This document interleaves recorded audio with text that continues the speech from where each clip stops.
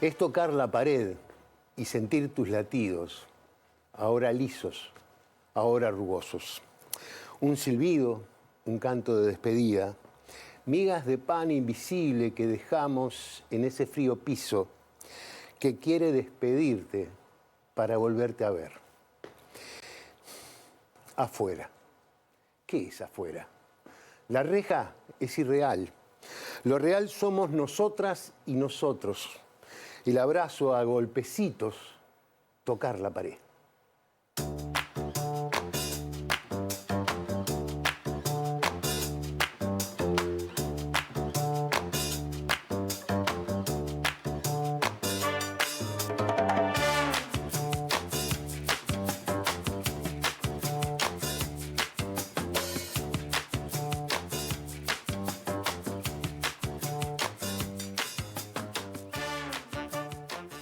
Hoy, en Ideas Cruzadas, le damos la bienvenida a Ivonne Trías, periodista, escritora, montevideana que supo disfrutar atardeceres y pequeñas ceremonias en el campo de su abuelo. Una oración sencilla y un canto para agradecer los alimentos, la presencia y la salud de cada uno. Y Alberto Silva, periodista, escritor, supo matear en ronda y amargueando por todo el Uruguay, viaja en banda y busca historias acá y allá, siempre compartiendo con la gente. Buenas noches, bienvenidos a una nueva propuesta de Ideas Cruzadas. Ivonne, gracias por venir, por acompañarnos esta noche. Alberto, gracias. No, a ti, gracias. Un favor. inmenso gusto. Y aparte reencontrarme con Ivonne, que hacía tiempo no la veía. Ah, mirá. Sí, también esta charla sirve para eso. Mirá, bueno, está bueno eso, ¿no? Encontrarse, o encontrarse o conocer. Muchas veces Claro. charlas son conocer a alguien que de repente, nos ha pasado mucho que de repente músicos que se saben del otro, pero que no se conocían y que de repente se encontraban y se encontraron acá. Bueno, es la idea, conversar acá. ¿Te reías cuando escuchabas la presentación? Sí, por eso de la cosa compartida y que anduvimos por todos lados. Eso fue como una vocación. Yo creo que lo aprendí de niño. Eso. Nosotros vivíamos en un barrio muy humilde, un barrio de Imbe, en Sayago. Pero todos los años mamá tenía la idea que teníamos que conocer Uruguay. Y todos los años nos tomábamos el tren en las vacaciones y nos íbamos a recorrer el interior. Tengo el gusto de haberlo conocido de niño. Pero después de grande, primero en CX30 la radio y luego en la 44 Panamericana, bueno, he recorrido los 19 departamentos, no solo sus capitales departamentales, sino pequeñas poblaciones, pequeñas localidades, y tengo el gusto que en todos he plantado un ibirapitá, como mínimo uno, he plantado más de uno, pero en todos encima, bueno, así como intento sembrar ideas, he sembrado árboles y he recorrido el país y tengo el gusto, sí que lo conozco bastante, más que la más media. ¿Has dicho alguna vez que querés terminar tus días a la sombra de un ibirapitá? Sí, es probable que lo hagan en baliza hacia el lado de un ibirapitá. Capaz que ya son muy exigentes. Bueno, tiene que ser en baliza. puedo hacer las dos conjunciones, ¿por qué no? Hemos intentado, al final fallamos en la escuelita rural, allí vamos a plantar una en baliza, que te quedó como un proyecto, está el árbol allí esperando. Pero bueno, sí, para mí tiene un gran simbolismo el plantar árboles, pero que encima tiene un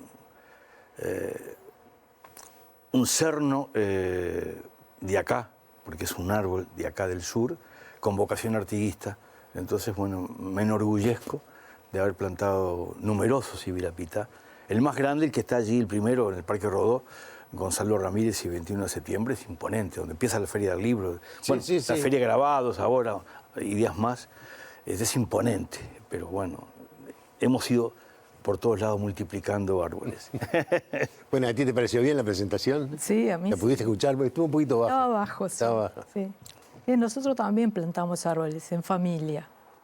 Cuando mi hijo era chico en el colegio, eran muy plantadores de árboles, íbamos a plantar. Después con el padre también. Mira. Y después el último que planté fue en el Parque de los Derechos Humanos en Canelones. Ah, en Canelones. Ahí plantamos un árbol por cada uno de los desaparecidos y después plantamos más árboles. Está precioso ese lugar. Sí, vos sabés que no lo conozco. Ah. voy a Está tener. muy lindo porque además de que ahí tienen un equipo excelente de cuidadores, pusieron una margarita, hicieron una margarita de Sí. los desaparecidos en madera, muy natural, está espectacular el lugar, agreste, pero cuidado. Está muy bien. Así que recomendaciones para ir a ver. El que vos decís lo conozco porque soy del barrio. No, está al lado del Club de Mi Corazón. Claro, claro, claro. Pero, y además ahí, un poquito antes, más hacia el Parque Rodó, hay una morera. También. También. Sí, sí. Mira qué curioso porque qué épocas, ¿no? Cuando yo iba a la escuela, la maestra Claro, para me los mandaba gusanitos. solo a buscar Mirá. hojas de morera para los gusanos de seda. Y yo me iba caminando 5 cuadras desde la escuela de Canelones, ahí de la escuela Sarmiento hasta el Parque Rodó solo, en una época en la que la maestra te mandaba a hacer un mandado y vos ibas.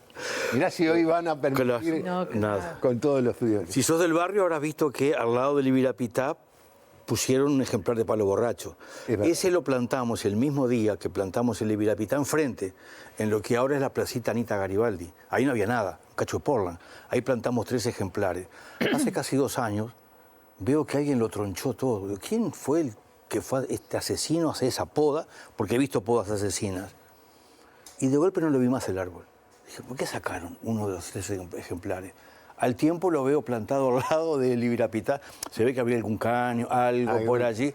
Y por suerte primó la sensibilidad de no asesinarlo, sino de trasladarlo y plantarlo. Y está allí al lado del primer Ibirapitá.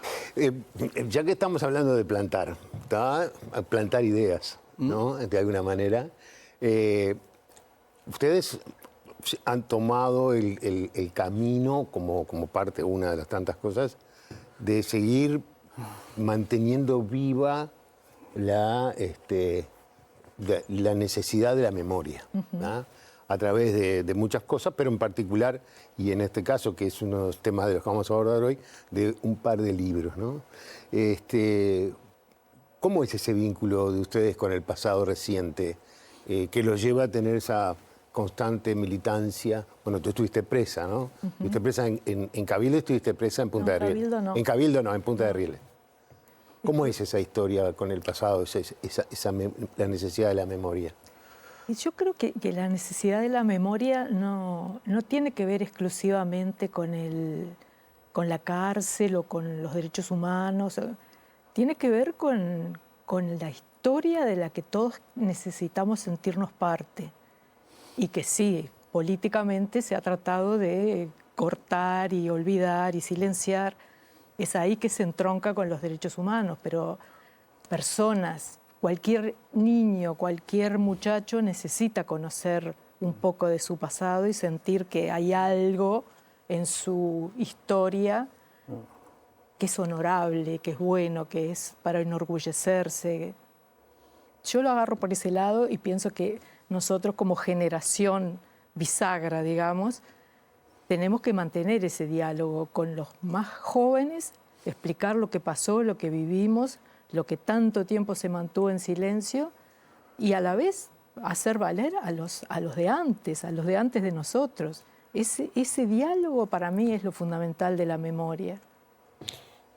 Ya está, tan es así que antes de entrar, que estábamos esperando con Ivonne, trasciende la historia, el tema de los derechos humanos puntuales. Yo por un tema de sensibilidad personal he trabajado mucho tiempo, durante muchos años, sobre toda esta realidad. Pero le contaba a Ivonne del documental que se está presentando para mí el número 1 en la comunicación radial, ayer, hoy y mañana, José Germán Araujo. Y el inmenso honor que junto al doctor Goldaracena, después de 10 años, logramos que el tramo sur de la calle Andes lleve su nombre. Y el inmenso honor que la Brigada Di Pascua, cuando la invité a que hiciera un mural allí en la Rambla, donde termina la calle José Germán Araujo, lo hiciera, en el entendido de que ¿cuánta gente sabe quién es? ¿Y por qué no? Es parte de la memoria, es parte de cómo somos. Y yo le contaba, alguien me hablaba otro día de la doctora Albarro Bayo. Yo pienso en las nuevas generaciones. ¿Quién sabe que esta mujer fue la primer ministra de América? que esta mujer combativa se fue del Partido Colorado y se fue a construir la coalición de izquierda Frente Amplio. Que esta mujer combativa tenía la sensibilidad de ser una poeta desconocida prácticamente para mucha gente. Bueno, eso es la memoria también, ese tipo de cosas. Ya que hablamos de Germán Araujo, me viene bien para explicar por qué escribimos en base a veces a testimonios y en base a entrevistas, cuando uno podría dedicarse a estudiar los documentos y los archivos, ¿verdad? Vos no sabés que yo, según el prontuario policial, estuve casada con Germán Araujo. Ah, la perinola. En el prontuario dice mirá. que yo fui a Bella Unión tal día y tal, con su esposo Germán Araujo. Mirá, no sabía, ¿no? O sea que si alguien se pone a estudiar los archivos, Claro. agarra mal. Obvio. Y hay obvio. cosas, como las que contamos en estos libros, que solo se pueden conocer si uno habla con la gente. Con la gente. ¿verdad? Estamos hablando de Resistir Juntas, en prisión, exilio y libertad, cárcel de Cabildo, de Ivonne Trías, que tiene una cantidad de testimonios que ahora después vamos a hablar de ellos. Y el otro es El socialismo en el penal de Punta Carretas, de Alberto Silva, que también tiene una cantidad de testimonios. Sí, señor. ¿No? Sí, Digo, señor. son libros con una cantidad de testimonios. Pero me quedé pensando que en esa historia justo hoy, viste, uno por curiosidad, entré a tu Facebook. Mirá. Y tenés una foto con Germán. Ah, sí, una emblemática foto con Una Germán. foto, le estás haciendo una entrevista. Sí, cuando yo recién volví a Uruguay, tuve la suerte de ser de los primeros que pudo regresar, al ver que no estaba requerido, y Germán me permitió tener mi primer programa de radio en el último tramo de la dictadura, y en esa foto estábamos festejando un año, Vamos a andar, se llamaba, los domingos a las 10 de la mañana, y así estoy con aquella barba, que la mantenía como una rebeldía en las dos dictaduras. Yo tuve que bancarme la de Argentina y la de Uruguay. Y estoy así con Germán, a quien siempre le tengo y le tendré un profundo cariño. Bien, hablemos de los testimonios, porque ya que planteaste esta idea de que estabas casada con Germán. Cosa que aclaro que no es verdad. No, claro. Bueno, Habrá que investigar. Está bien decirlo porque... Sí. Porque, bueno, porque capaz que uno lo dice así, quedó en la... Cuando hablamos de este libro, Resistir Juntas en prisión, exilio y libertad, estamos hablando de un libro que tiene una historia guardada por 40 y pico de años.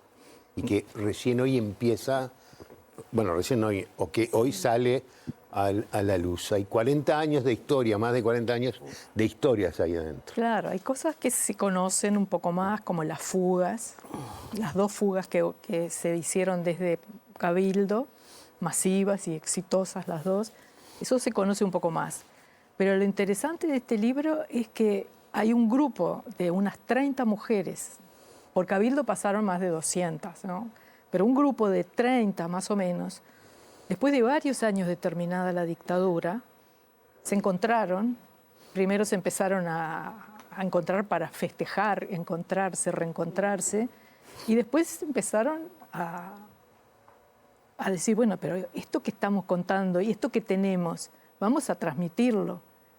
Y entonces empezaron a grabar sus reuniones, a escribir, a sacar apuntes, a buscar documentación, y se dieron cuenta que la historia no estaría nunca completa si ellas no consultaban con sus padres, que habían sido los que las habían sostenido durante 10 o los años que hayan estado, permanentemente, constantemente, llevando paquetes, sosteniendo afectivamente, cuidando a los chiquilines, sufriendo la represión, ellos también, porque ahí fue que se empezaron a avivar de que se tenían que cuidar y crearon un comité y empezaron... Bueno. Y tampoco estaría completa si no consultaran y pidieran la opinión de sus hijos, que habían estado con ellas. Algunos habían nacido en la cárcel, otros habían ido chiquititos y habían estado ahí. Ahora eran grandes, pero... Y se pusieron a hacer eso, entrevistaron a los viejos, entrevistaron a los hijos con mucha audacia, porque hay que preguntarle a los hijos, ¿qué opinas, no, de aquello? Y con todo ese material, enorme material, una documentación impresionante, se trancaron, no pudieron escribirlo y entonces buscaron distintas maneras hasta que dieron conmigo y bueno, y ahí empecé yo a armar todo esto, que es una conversación también, como vos decías, esa es una conversación entre 3 generaciones y es a la vez una mirada al Uruguay de antes de la dictadura, durante y después, porque también abarca la libertad, que es tan traumática como la caída en Cana. Después... Está muy bien. Me quedé pensando, a ver, pero después te lo seguimos dando. Lo tuyo también es un aporte de mucha gente. Sí, es un aporte de mucha gente, formidable lo que está construyendo, un medio formidable realmente. Una conversación, eso de una conversación entre 3. No, me parece realmente increíble. Lo mío fue algo casual porque es un libro que yo no quería hacer, para empezar. Y es un libro que tengo el honor, la Junta Departamental de Montevideo, ahora te voy a contar. Ah, bueno, lo declaró primera vez que declara un libro mío de interés departamental. Un inmenso honor, las 3 bancadas, una cosa insólita, pero muy agradecido. Yo tengo en total 16 libros, entre los individuales y los compartidos. Uno con Caula, Alto el Fuego, y otro con la profe Mariana Albistur de Historia, de Educación Popular y Derechos Humanos. Hace unos 5 años, un grupo de expresos del penal de Punta Carretas querían hacer un memorial, querían recordar su pasaje por la prisión. Tal vez por todo lo que yo he hecho en derechos humanos, por lo que he escrito, por lo que he trabajado, por lo que he investigado, por lo que he publicado, pensaron en invitarme a hacer el libro. A diferencia del libro de lo que pasó con las mujeres, yo les dije, hay mucha cosa escrito sobre esto, me parece que no lo veo, la verdad. Les agradezco infinitamente la invitación, pero igual fui a una reunión en Crisol, que es la casa que reúne a los expresos y presas políticas. Y en medio de la charla, en medio de la conversación, me entran a contar cosas, y más cosas. Yo les digo, pero ¿cómo yo no sabía esto que me están contando? ¿Por qué ustedes no contaron nunca esto? ¿Ustedes son conscientes que en alguna medida vivieron en el socialismo y en el peor momento del país? Porque esta historia que me están contando arrancó cuando arrancó la dictadura, el 27 de junio del 74. ¿Ustedes son conscientes que parte de lo que me cuentan es similar a lo que me contaron muchachos grandes que fueron a vivir en comunidad hippie al Bolsón, a la Patagonia? Ah, esto sí quiero contar. Y ahí me metí en esta historia que siento que es única, no pasó en ninguna cárcel, ni acá, ni allá, ni más allá. En ninguna cárcel en el mundo pasó lo que en conjunción ocurrió en el penal de Punta Carretas, entre 120 y 180 presos, en el peor momento de toda la historia de la República Oriental del Uruguay. Esta historia de resiliencia, cuando la palabra no era utilizada y nadie sabía qué corno significaba, la construyen fundamentalmente gente joven, cuando los militares destruyen el país y pensaban quedarse para siempre. Al final el memorial lo hicieron. Y lo hicieron, sí, quedó muy... Y tiene que ver con lo que decía Ivonne, es una mesa, sí, porque en alguna medida homenajea a los familiares. Es una réplica de la mesa que recibían allí los alimentos, las cosas, los presos. Se presentaron creo 40 y pico de proyectos, fue ese aprobado, y está muy lindo, porque si uno va al shopping, está esa mesa donde hay gente tomando mate, gurises jugando la carta, y está el nombre de todos los que pasaron por allí, por la prisión. Me resulta siempre interesante cómo ese shopping, ¿no?, tiene adelante un memorial de presos políticos, ¿no? Sí. Que fue una cárcel, y que ahora es el ejemplo del consumo. Del consumo, sí, del consumo total. Entonces vos escribes un libro en el cual haces un análisis de un desarrollo sobre una forma de convivir en un lugar que es quizás todo lo opuesto. Es totalmente lo opuesto. Por eso cuando lo presentamos el libro, quise presentarlo ahí, en la mesa, no en una biblioteca, no, ahí. Y quise que la Guardia Vieja, la Falta y Resto, saliera de adentro del shopping, es decir, de adentro de lo que era el penal, y viniera cantando a encontrarse en la mesa con otros muchachos grandes que eran como ellos cuando arrancó todo muy jovencitos en el canto, en la cosa colectiva, en ese simbolismo que tú decís.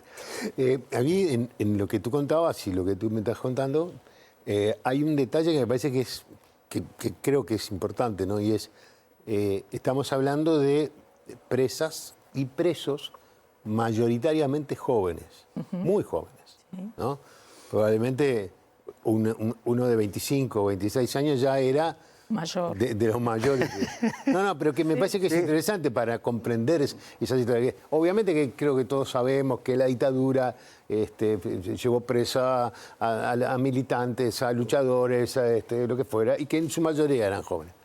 Pero en ese periodo la mayoría seguramente eran jóvenes, ¿no? Sí. Entonces digo, ¿cómo fue hablar o leer sus trabajos, o esos recuerdos que tenían esos jóvenes? Porque me parece que eso es una mirada distinta, ¿no? Hoy son personas de 60 años probablemente. Sí, más. O Ahora, más. A mí me resultó interesante en este libro pensar que es un grupo de mujeres que tienen más de 70 y más de 80, mirando para atrás, Claro. recordando y reflexionando sobre lo que pasó.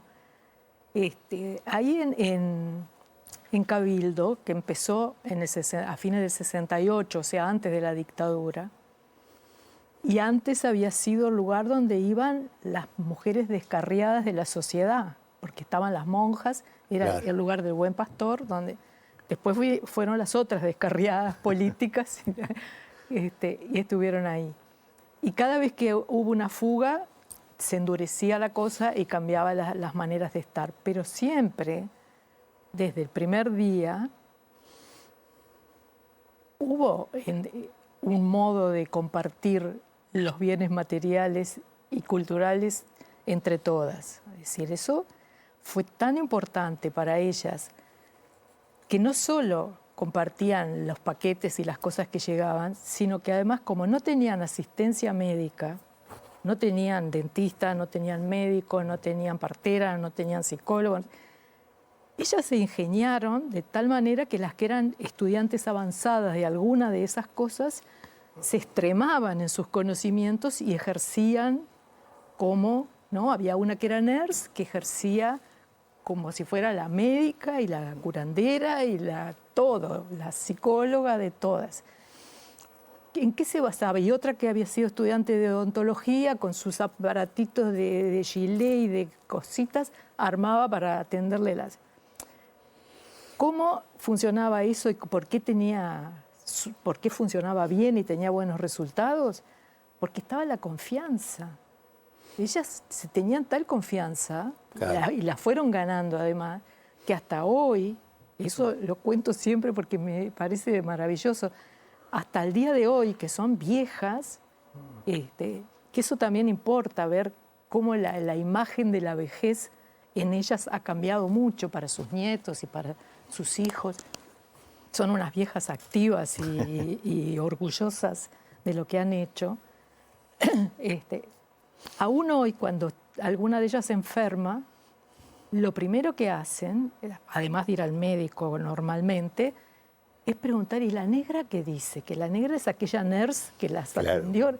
¿Y la negra qué dice? Porque es la opinión sagrada, es la segunda opinión sagrada. Y así todo, la que llevaba las cuentas, hoy es la que dice esto sí, esto no, gastamos en esto y en esto no. La que lleva... Cada una de esas funciones se desarrolló y se mantuvo, o sea, no solo compartían lo que llegaba de paquetes y de la plata, los padres que ayudaban a cuidar a los niños y la que algún familiar no tenía, esos padres que podían iban y ayudaban allá, sino que también la parte cultural la compartían, ¿no? Muy lindo. ¿Me dejas hacer una pausa? Hacemos una pausa y ya seguimos. No sé si es lindo. No, es que es muy lindo eso.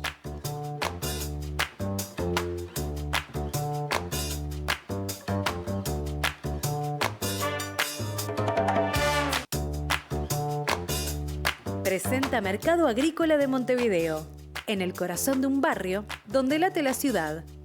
Mercado de Historias. Mercado de Historia.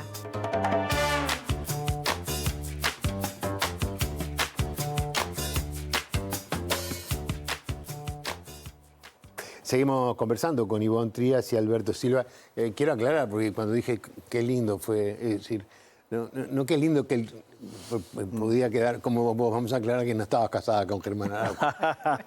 No, sino qué lindo eso que esa experiencia de vida tan dura, ¿no?, haya terminado con una profunda amistad, un compañerismo y un reconocimiento, ¿no?, hacia aquellas compañeras que nos ayudaron bueno, en ese momento se autoayudaron en esto. Y yo siempre tengo sobre algo que recién decía, que una cantidad de héroes anónimos que eran todos aquellos que estaban afuera y que juntaban el bolso para... Sí. Los familiares. No han sido, Los amigos, no han sido barrio. reconocidos en Y el su justa barrio, dimensión. ¿no? Yo tenía una tía que pasaba allá, no, porque los hijos de Escarpa no tienen tal cosa. Y ella no tenía nadie preso. Pero Estaba permanentemente juntando que para la bolsa. Comercios del barrio que aportaban. ¿Cómo ayudaban todos?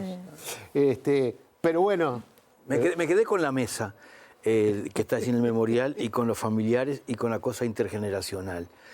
Y en ese marco, después que terminé el libro, después que terminé el relato, después que conté todo, me parecía que debía unir la cosa intergeneracional con lo que cuento en el libro a partir del 74. Y en ese marco me permití invitar a 2 amigos, que ahora son grandes, pero siendo niños, fueron al penal de Punta Carretas a ver a sus hermanos mayores. Entonces invité a Luis Julien, que fue a ver a su hermano. Su hermano es el papá de los 2 niños que aparecieron. En Chile. Y fui a ver a Quinto Lucas, que es su hermano. Bueno, todos los 20 de mayo su foto también camina con nosotros. Y su hija fue un triste botín de guerra militar argentino, una situación muy compleja. Para que me contaran justamente eso de los familiares, de la mesa, que es lo que está allí en el memorial, y el significado de los alimentos, porque en realidad el libro, lo primero que hicieron este colectivo fue el tema de los alimentos, justamente, cómo lo colectivizaron. Entonces, en ese marco y uniendo, porque eso es la historia, ¿no?, unir distintas generaciones, estos 2 muchachos que, por supuesto, no fueron parte de lo que yo cuento pasó a partir del arranque de la dictadura, sí fueron parte porque fueron también... las cosas se construyen por la sumatoria de experiencias, por la sumatoria de realidades.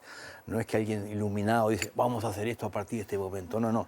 Se van sumando situaciones que permiten que después, en una coyuntura especial, bueno, aparezcan como apareció esto, que a mí me pareció que era el socialismo, o lo que mucha gente cree que es el socialismo, como una cosa genérica, ¿no? Pero ¿cuál es la experiencia? Toma el café, que yo te voy planteando porque... Están tomando todos el café. Pero igual yo puedo hablar. Puedo hacer 2 cosas a la vez. Es mujer, ¿viste? Puede hacer 2 cosas. Los hombres no podemos. No, que también en el libro hay conversación con vecinos. Sí, también vecinos. Con vecinos. Exactamente. Porque los vecinos no sabían al principio qué pasaba allí. Claro. En esa cárcel hubo, en determinado momento, a pesar de que ellas eran muy dialoguistas y muy tranquilas en determinados momentos cuando no había fugas o no había... Hubo una azonada, una rebelión donde decidieron no salir, no entrar, habían salido al patio y no entraban, y se puso muy violenta la cosa, muy violenta. La represión fue fea, con mangueras de esas de las calles, ¿no?, de los guanacos. Sí. Y había muchachas embarazadas, y en fin, fue horrible. Y ahí fue que los vecinos oían el griterío, y empezaron a acercarse y bueno, a ver a los familiares. Y tuvieron hasta ahora, porque ellas, una de las cosas que hicieron, además del libro y de una película que tienen entre manos, es crear en la cárcel de Cabildo un sitio de memoria. Y en ese sitio de memoria están los hijos y van los vecinos, y van los estudiantes, y ahí conversan mucho con ellos. Fue una experiencia rara, porque es una cárcel en el medio de un barrio no está como Libertad o como Sí, Punta de sí. Rieles más apartado, está ahí en el medio. Es más, enfrente hay una cancha de básquetbol, o había por lo menos una cancha de básquetbol. Y la idea de entonces dijiste, bueno, acá construyeron el socialismo. Por lo menos tu idea. Ah, no, lo que mucha gente cree que es el socialismo, no mi idea. En Perdón, apretada síntesis. perdón, sí. el libro lo presentaron allí en Cabildo. Sí. Lo presentamos en la Feria del Libro, en la FIC y en Cabildo. Perdón. En apretada síntesis, cuando arranca la dictadura, desde una celda, alguien puso una esquelita, tenemos que cambiar la pisada. Esto se viene complicado. Recordemos que la dictadura pensaba quedarse para siempre. Sí. Así había gente muy joven, 19, 20, 23, 24 años. Había algún veterano también, pero eran mayoría jóvenes. Y tenían penas de 6, 12, 14 años. Mucho tiempo por delante. Esa esquelita fue pasando de celda en celda. Habían 3 pisos donde estaban los presos políticos y de piso en piso. Cuando termina la huelga general, intentaron hacer una huelga, pero fue un fracaso, porque ellos se podían cocinar en la celda y algunos otros tortas fritas. Se burlaban de sí mismos de la huelga que no pudieron llevar adelante. Pero sí, esa esquelita generó una suerte de rebelión. Lo primero que decidieron es que ellos estaban medios organizados por grupos. Por ejemplo, el tema alimentos, los tupas por un lado, los comunistas por el otro, los socialistas por el otro. Dijeron, acá se acabó eso. Todo lo que entre, todo, absolutamente todo, alimentos, pasta de dientes, todo no es de nadie y es de todos. Claro, para tantos presos y en tantos lugares no es fácil esa tarea. Lograron que en cada piso había una celda que parte la dejaban para hacer una suerte de almacén y allí apilaban las cosas. Y hacían un listado de todo lo que llegaba para repartirlo en partes equitativas, así que a todos les llegara una cantidad igual. La izquierda es muy discutidora y en prisión no cambia esa manera de ser. Tiene mucho más tiempo, además. Claro, a mí me llamó la atención. Estuvieron casi una semana, no se ponían de acuerdo para recordar si eran 5 o 6 días, discutiendo qué hacer con los alimentos especiales. ¿Qué son los alimentos especiales? Y era la torta que una mamá le llevaba al hijo que estaba en prisión, o la pascualina que hacía la abuela los domingos una vez por mes y la llevaba a la cárcel. Una semana casi discutiendo qué hacer con ese alimento especial. Finalmente llegaron a la conclusión que era buena cosa, que el que lo recibía tenía derecho a una porción, a una. El resto se compartía. En el entendido de que de esa forma, de una u otra manera, a lo largo del mes, a todos les podía llegar una porción de alimento especial. Y esto pensando que algunos, por su condición económica, la familia no les traía alimentos, y otros, por ser del interior, bueno, les pasaba lo mismo. Costaba más. Entonces, de esa manera intentaban colectivizar. Siempre habían estado con el tema de la educación, de aprender, de mejorar, de compartir el conocimiento, lo que hacían las presas, pero lo hicieron en forma más sistemática. Alguien dijo, pongamos de horizonte aquí un año, no pensemos en todo lo que tenemos de cárcel, de aquí a un año. Bueno, y en ese año intentaban prepararse, terminaron de escolarizarse, uno sabía, había varios dirigentes sindicales que no habían terminado la escuela. Empezaron por allí, después pasaron a talleres de secundaria y llegaron a hacer tareas preuniversitarias. Pero cuando uno se enloquece, y se enloquece en el mejor sentido, y se entusiasma, y los colectivos se ayudan, bueno, puede empezar a hacer cosas impensadas. Esto que contaba Ivonne de arreglar alguna muela. Allá en el penal de Punta Carreta, si a alguien le dolía un diente o una muela, automáticamente si iba al dentista la perdía. Entonces alguien dijo, che, si empezamos a ver cómo entre nosotros... claro, intentaron hacer cosas de odontólogos sin que hubiera un solo odontólogo. La perdida que se iba. Y la recaba, Se la la sacaba para afuera. Claro. Entonces, vamos a ver acá. Y uno empezó, y sí, vamos a ver acá. Ahora, ¿cómo haces para arreglar una muela? Pensás un torno. Entonces inventaron 2 tornos. Uno era el canuto de una lapicera al cual le metieron un pedazo de hueso de pollo que lo afilaban, lo encartaban y ese era el torno. El otro torno era una aguja de colchonero que lograron que entrara al penal de Punta Carreta, la afilaban en el piso de Portland, la encartaban y eso era el torno. Cuando uno empieza con sueños y con delirio, una cosa lleva a la otra. Alguien dijo, che, ¿y si hacemos dentaduras? yo creo que en ninguna parte en el mundo los presos hicieron dentaduras postizas. Se pusieron a hacer dentaduras postizas. Las primeras, y ellos se ríen de sí mismos, les pusieron dentaduras piano, porque todas las teclas eran iguales. Después se dieron cuenta que no son así los dientes. Pero, me dicen, la primer dentadura piano que fabricamos se la dimos a un preso que no tenía una sola pieza dentaria. Le cambió la vida. A los 2 años cae preso el decano de odontología con su ayudante. Le van a mostrar lo que hacían.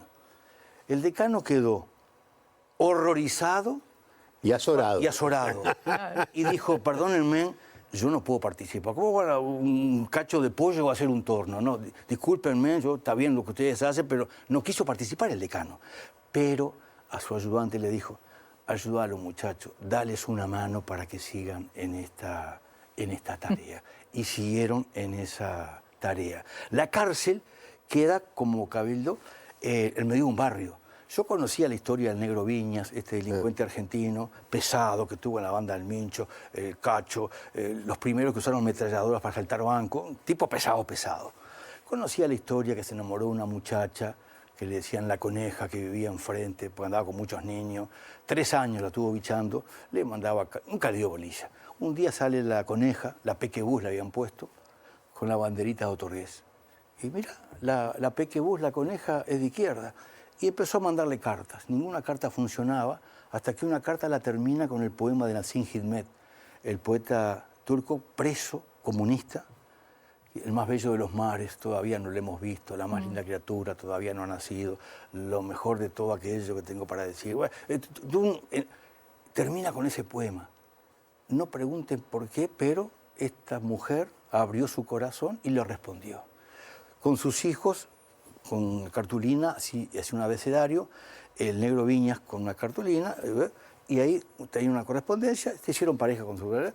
Una historia preciosa. Terminaron teniendo una tanguería. Totalmente. Pero lo que yo no sabía, y me entero en estas cosas, que esta persona era el preso más sensible. Cuando alguien se rayaba, ¿y por qué se puede rayar uno en prisión? Y porque se le murió mamá, porque la mujer lo dejó, o porque la novia ya hacía tiempo que no era novia y él no sabía. Y se rayaba y daba vueltas y no hablaba con nadie, y que se le paraba al lado y no lo soltaba, en el mejor sentido de la palabra, que lograba traerlo de vuelta, era el Negro Viñas. En el penal siempre hubieron cuadros de fútbol, pero ¿qué pasaba? Otro tema que tiene la izquierda, que sus diferencias les cuesta saldarlas. Los cuadros eran, por un lado, este grupo, por otro lado, el otro, y en los partidos, perdónenme la expresión, se cagaban a patadas. Era una cosa, era casi una lucha. Bueno, fue el Negro Viñas el que dijo, no, se acabó esta pavada. Acá lo tenemos que integrar, a unir de otra forma, de otra manera, y hasta organizaron campeonatos con copas simbólicas. Para mí fue también una lección, porque el único preso que no era uruguayo, que era argentino. Que no el era único preso que después se hizo Tupamar, se hizo, pero no era. El que tenía menos formación terminó siendo el más sensible de todos los presos. En apretada síntesis te cuento cosas que pasaron en el penal en ese periodo particular. Quiero retomar un poquito lo de las que contó al principio de cómo se repartían las cosas, porque tanto en Cabildo como en Punta Rieles se dio la misma discusión y al final optamos por llamarlo los afectivismos. Los afectivismos eran las tortas que mandaba tu abuela o tu mamá y que no se repartían en 80.000 pedacitos. Iban para la celda de la persona. De la homenajeada. Claro. Pero eso también fue una discusión. ¿Cómo se repartían los cigarros? Cuando escaseaba la cosa era el problema. Pero fue un aprendizaje. O sea, yo creo que en una comunidad cristiana también podían haber hecho algo similar. Fue un aprendizaje y fue muy interesante. Y con respecto a la atención, las cosas se podía solucionar. El dentista o la enfermera. Se complicó cuando una de las muchachas que estaba presa estaba con un embarazo a término y tuvo que parir y no había quien la atendiera, porque no había ginecólogo, no había hospitalito, no había materiales para nada. La llevaron a no sé dónde y no había nada, no había una gasa, no había una anestesia, no había... La atendió un preso común que era médico y que estaba preso por haber hecho alguna cosa, y la atendió corriendo él un gran riesgo, porque si le llegaba a pasar algo, Claro. ¿con qué respondía?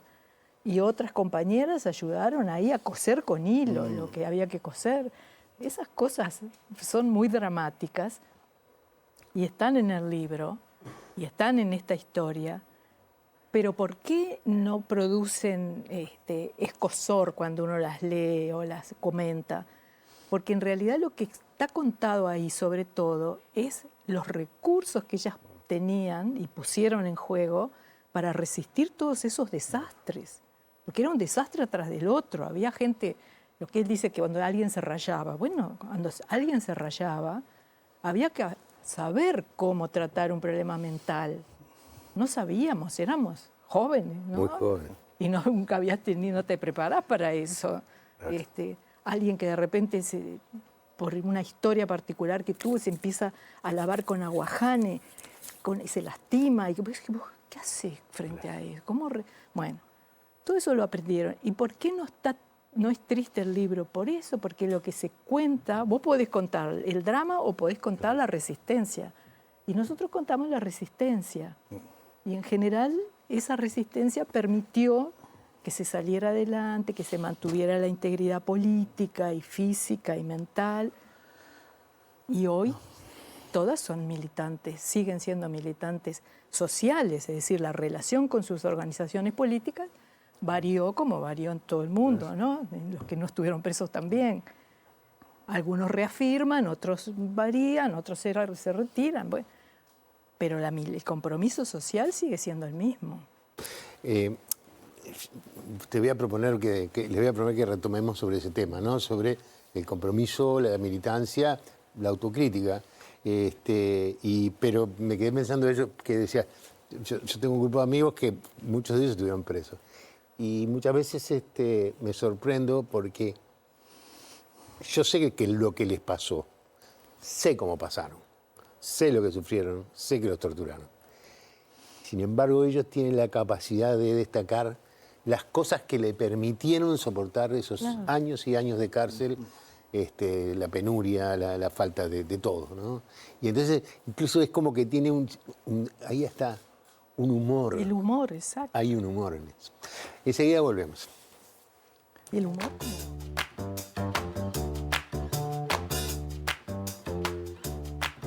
Presentó Mercado Agrícola de Montevideo, en el corazón de un barrio donde late la ciudad. Mercado de Historias. Mercado de Historia.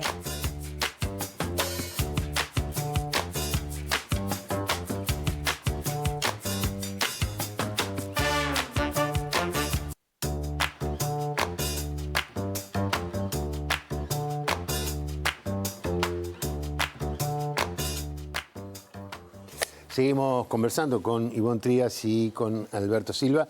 Bueno, nos quedamos un poco en tema, de la militancia social, ¿no? Es decir, bueno, pasaron todos estos años, una cantidad, el sufrimiento de la cárcel, de todo lo que pasó, todo lo que pasaron, y bueno, ¿cómo es hoy su mirada a la sociedad?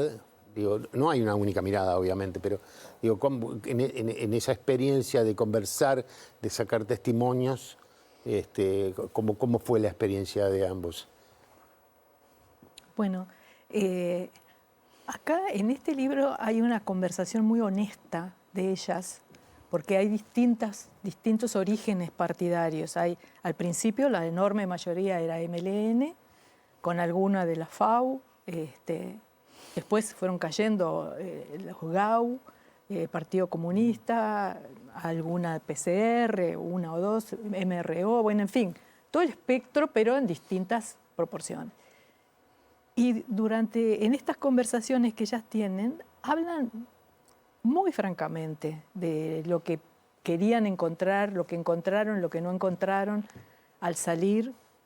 Fue muy difícil, las que salieron sobre todo durante la dictadura, que no había manera de hablar, no tenían, o sea, estaban las categorías A, B y C, estaban las delaciones, las vigilancias, era muy difícil salir, volver a tu grupo político, que estaban casi todos desmantelados, ¿no? Y sobrevivir.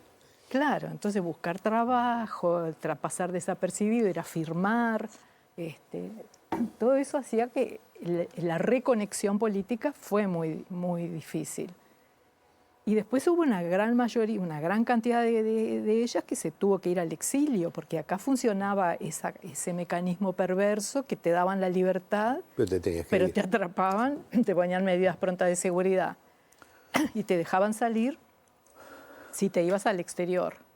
Al exterior, exterior, océano de por medio, no Argentina ni Brasil. Te tenías que ir con un pasaporte que tenía un solo viaje, no podías parar en ningún lado. Eso hizo que fuera muy difícil salir y reconectar. Y después, bueno, cada grupo hizo su experiencia de autocrítica distinta. Algunos nunca lo hicieron, otros lo hicieron a medias, otros lo hicieron muy bien, yo qué sé. Pero ellas tienen distintas distancias con todo eso. Lo hablan claramente.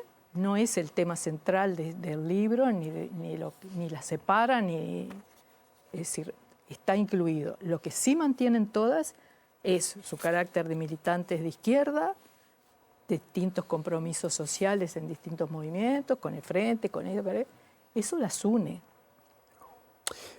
Yo me quedé pensando, perdona, antes que lo de que muchas veces poníamos primero la conciencia política y mucho más atrás la parte humana, el cariño, dijo Edith Moraes en Brecha.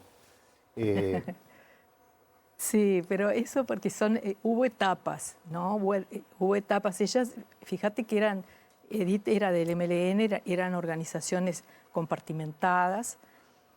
Hubo un proceso ahí adentro. Al principio, primero cuando pensaban de acá nos vamos, salimos y nos vamos, y efectivamente se iban y volvían y se iban. Eso hace que la cárcel sea como no tenés la cabeza puesta ahí. Y después replicaron un poco adentro los criterios de compartimentación y de exigencia. Y ellas mismas se autocritican y ven que se les había ido la mano en la exigencia porque no tenían en cuenta, por ejemplo, que las compañeras que acababan de tener un bebé o estaban con un niñito ahí adentro, no le podías exigir lo mismo que a las otras, porque ellas además tenían ese otro drama, que no sabía si quedarse con el niño, si mandárselo a los padres, si capaz que la llevaban otra vez a interrogar y entonces qué iba a pasar con ese... Bueno, eso lo fueron aprendiendo, por eso Edith dice eso, porque es parte de lo que conversaron, cómo tuvimos que aprender a ver la parte humana. Sí, me quedé en el trabajo que acá nos metimos, no hay una sola línea que tenga que ver con el presente, qué pasó con ellos después, sino que está específicamente, transita en el periodo que ellos me cuentan de toda esta historia, que por lo que veo, bueno, lograron llegar al humano más rápidamente, ellos habían compartimentado todo lo que le pasó a todos los presos, pero creo que lograron esa otra etapa, saltar. Y yo me detuve específicamente, porque eso fue lo que me impactó, fue lo que me llevó a decir. ¿Cómo lograron en el peor momento del país, ellos destruidos políticamente, físicamente, en muchos casos familiarmente, construir algo tan genial, algo tan luminoso? Tomás Friedman, que es un periodista muy conocido, y nadie puede acusar de ser izquierdista, me dice: Alberto, el libro tuyo que por todos lados lo estás presentando, ya está en la 4ª edición y qué sé yo. ¿Sabes por qué pasa esto? Porque es parecido a la tragedia de los Andes. ¿Qué? Porque sin ser alguna gente que es prejuiciosa porque los muchachos que estaban allí eran de Carrasco, cualquiera está orgulloso de, siendo uruguayo, saber que eso pasó. Y quien lee tu libro, más allá de que tenga un prejuicio muy acentuado contra la izquierda, queda orgulloso de saber que esto pasó en una cárcel uruguaya y en el peor momento de toda la historia del país. Yo creo que el libro navega en esa historia, por eso yo quise que también estuvieran el nombre de los que están allí en la mesa. Le pedí a Aldo Novi que sacara una foto que está muy linda de de la mesa para compartirla y que esa misma foto estuviera al lado de la lista de todos los que estuvieron allí, porque también pretende construir memoria, proyectar la memoria que ellos intentaron realizar a través de la mesa. Pero específicamente navega ese periodo, con este grupo de presos, en ese lugar y en ese momento histórico. El socialismo en el penal de Punta Carretas es el libro del que tú estás hablando. Sí, señor. Resistir juntas, en prisión, exilio y libertad. Me encantó eso de que es una conversación de 3 generaciones, ¿no? Nada. Sí. Y resistir los sueños, porque yo siempre quise tener un libro con tapa troquelada. Y es el primero que logro, porque es muy costoso, porque es muy difícil, el primero que logro, y logré troquelar la puerta del penal de Punta Carretas y ponerle así un símbolo. Los libros son muy lindos los dos. Son lindos. La tapa la hizo tapa es preciosa. Andrés Crivari y está muy buena. Mirá. Es una composición que Andrés armó. Crivari, Sí. que hace, ahora salió un libro Sí. De Ladra. de Ladra, Sí, claro, de papá. Bala, que está muy bien, que es sobre el padre de Andrés, Sí, sobre sí, Pedro sí. Crivari. Pedro. Y bueno, ustedes saben que en este programa se juega. A la Ajá. perinola. Y porque el juego, en definitiva, no el ¿Serio? juego de apostar, sino el juego de jugar, Sí. sigue siendo algo que nos hace humanos. Mirá. Entonces hay que sacar una carta y atrás hay una pregunta simplemente. A la perinola. Elija. No, elija la que Y quiera. suerte para ti. Y me la tienen que contestar. Ah, Yo te contesto, pero voy a llorar. No voy a llorar. El fondo de pantalla. ¿Qué ¿Cuál dice? es el fondo de pantalla de tu computadora o teléfono celular?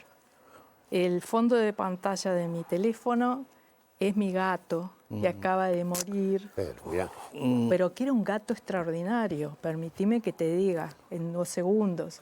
Era un gato chueco, totalmente patuleco, que no sabía que era patuleco. No sabía. Él se movía, se salía, se peleaba con los otros gatos, se trepaba a los árboles y andaba Y no saltando sabía como un que- cangurito. Nunca. Sí. Y era admirable, porque cuando uno dice, ay, me duele esto, me duele aquello, y mirás al gato y decís, no, ¿de qué te quejas? Mirá el pobre bicho y lo bien que se mueve. Bueno, y está ahí todavía, pobrecito mi gato negrete. No, los animales y las mascotas dan todas satisfacciones, Totalmente. pero también dan dolor. Bueno, pero estamos en una familia multiespecie. Yo, sí, soy partidaria. ¿Qué dice Alberto? bueno, a mí me tocó, dice, una vez al año debes leer el mismo libro. ¿Cuál sería? Lo cual me lleva a que cuente una anécdota que nunca la he contado públicamente. En torno a un libro. Tengo un minuto. Un minuto. Yo llegó a mis manos un libro que lo leía y yo pensaba, sabía cómo era el final, pero a medida que lo iba leyendo le cambiaba el final, en mi cabeza iba a terminar de otra manera. Lo leí 1 vez, 2 veces, 3 veces, 4 veces, hasta que dije, lo tengo que regalar, porque no puedo estar este libro más en mi biblioteca, porque me va a generar un algo. Y lo regalé, y no lo leí más hasta el día de hoy. Es el diario del Che Guevara. El diario del Che Guevara. Para mí, una cosa de loco, porque nunca me pasó con otro libro. Yo lo leía y del medio para allá, yo decía, no, esto va a terminar distinto, esto va a terminar... Pero ¿cómo va a terminar distinto, Alberto? Que no sos periodista. Pero para mí iba a terminar distinto. Y seguía enloquecido, no dormía hasta terminar el libro. Y a los pocos días empezaba a leerlo de vuelta. Entonces, esto me trajo ese recuerdo. Está muy bien. Bueno, yo les quiero agradecer a los dos, No. agradecer que hayan venido, espero que hayan pasado bien, que hayan compartido con nosotros y agradecerles su trabajo. Porque me parece que está muy bien. Estamos en un momento además en que, te decía, como que hay como una cosa de, están apareciendo más testimonios, más, siguen siendo necesarios y sigue siendo necesario su trabajo. Así que Iván, muchas gracias. Muchas gracias. Muchas Alberto, gracias, de muchas corazón. gracias. Y a ustedes por haber estado allí. Y los invito a encontrarnos en una semana para seguir conversando. Recuerden que nosotros siempre decimos que conversar es pensar juntos en voz alta. Hasta la próxima.